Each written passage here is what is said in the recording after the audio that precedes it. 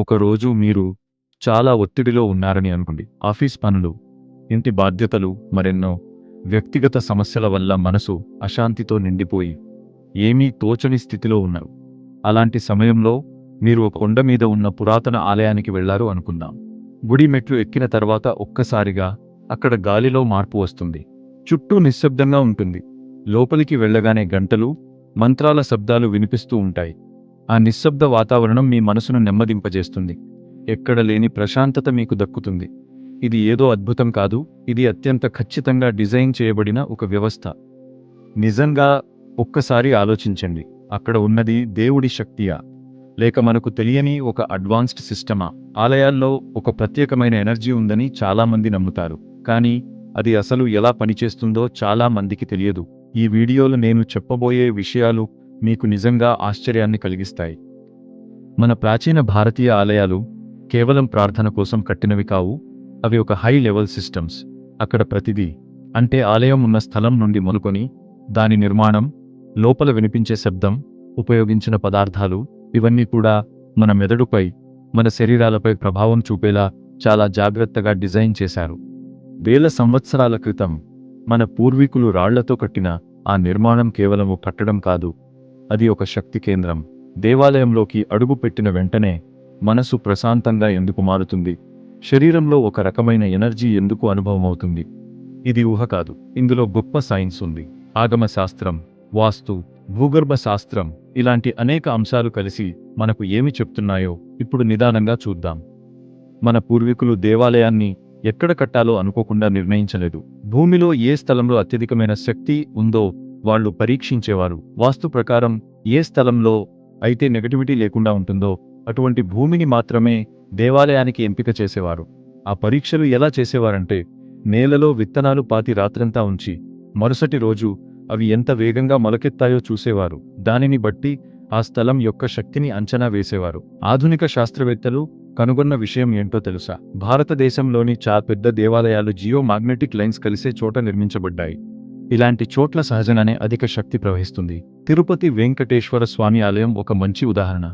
Saptagiri పర్వతాల్లోని quartz, granite శిలలు భక్తుల నడక వల్ల కలిగే ఒత్తిడిని విద్యుత్ శక్తిగా మార్చే పీజో ఎలక్ట్రిక్ ఎఫెక్ట్ను కలిగి ఉంటాయి. అంటే ఆలయం ఒక నేచురల్ ఎనర్జీ ప్లాంట్లా పనిచేస్తుంది. ఇక దేవాలయానికి గుండెకాయ వంటిది గర్భగుడి. ఇది ఒక స్థిరమైన ఆకారంలో ఉంది. ఇది మన మనసును కూడా స్థిరంగా ఉంచడానికి సహాయపడుతుంది. గర్భగుడి లోపల చాలా చీకటిగా ఉంటుంది. అది కూడా ఒక ప్లాన్డ్ డిజైన్. ఆ చీకటి మెదడులో మనల్ని ధ్యాన స్థితికి తీసుకెళ్లే హార్మోన్లను ఉత్పత్తి చేస్తుంది. గర్భగుడి గోడలు చాలా మందంగా ఉంటాయి. ఇవి బయటి శబ్దాన్ని పూర్తిగా ఆపేసి లోపల మనం అంతర శబ్దాన్ని వినేలా చేస్తాయి. ఇది అద్భుతమైన ఎకోస్టిక్ ఇంజనీరింగ్. ఇంకా ఆశ్చర్యం ఏమిటంటే, గర్భగుడి కింద నీటి వనరులు ఉంటాయి. నీరు ఎనర్జీని బాగా ప్రసరింపజేస్తుంది కాబట్టి ఇది అయస్కాంత క్షేత్రాన్ని బలపరుస్తుంది.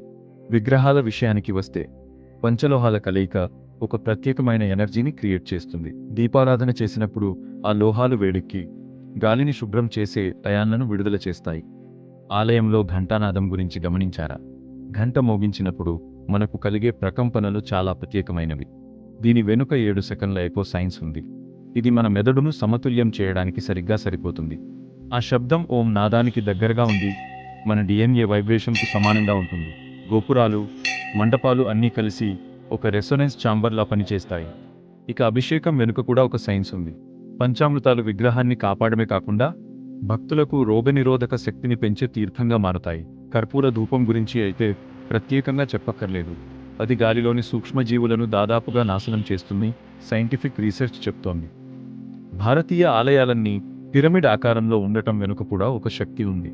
ఇవి ఆకాశం నుండి శక్తిని ఛానలైజ్ చేసే యాంటెన్నాలా పనిచేస్తాయి. అలాగే ప్రదక్షిణ ఎప్పుడు క్లాక్ వైజ్లోనే ఎందుకు చేస్తారో తెలుసా? భూమి తిరిగే దిశలో నడవడం వల్ల మన బాడీలోని శక్తి ప్రవాహం పెరుగుతుంది. కోణార్క్ సూర్య దేవాలయం, బేలూరు ఆలయం, అజంతా ఎల్లోరా గుహలు, లేపాక్షి స్తంభం, ఇలాంటివి చూస్తుంటే మన పూర్వీకులు ఆధునిక శాస్త్రవేత్తల కంటే ఎంతో అడ్వాన్స్డ్గా ఉండేవారని స్పష్టంగా అర్థమవుతోంది. ఐఐటి మద్రాస్ రీసెర్చ్ ప్రకారం ఆలయ పరిసరాల్లో నెగిటివ్ అయాన్లు ఎక్కువగా ఉండటం వల్ల డిప్రెషన్ తగ్గుతుందని నిరూపితమైంది. చెప్పులు లేకుండా ఆలయంలో నడవడం వల్ల మన పాదాలలోని నరాలు స్టిమ్యులేట్ అయ్యి బాడీ రీఛార్జ్ అవుతుంది. చివరగా ఒక్కటి గుర్తుంచుకోండి, దేవాలయం అంటే కేవలం రాళ్ళు కాదు, అది ఒక శక్తి పరిశోధనశాల. మన పూర్వీకులకు సైన్స్ లైబ్రరీలు లేకపోయినా ప్రకృతితో వారికి ఉన్న సంబంధం మరియు శక్తిని గ్రహించే వారి జ్ఞానం నిజంగా అద్భుతం. ఇకపై మీరు ఆలయానికి వెళ్ళినప్పుడు కేవలం దేవుణ్ణి మాత్రమే కాకుండా ఆ వెనుక ఉన్న గ్రేట్ సైన్స్ని, మన పూర్వీకుల మేధస్సుని ఒకసారి గుర్తు చేసుకోండి. ఈ విషయాన్ని తెలుసుకోవడం మనకు ఎంతో గర్వకారణం. మీకు ఈ కంటెంట్ నచ్చితే ఇటువంటి ఆసక్తికరమైన భారతీయ రహస్యాలు మరిన్ని తెలుసుకోవాలంటే మన ఛానల్ను సబ్స్క్రైబ్ చేసుకోండి.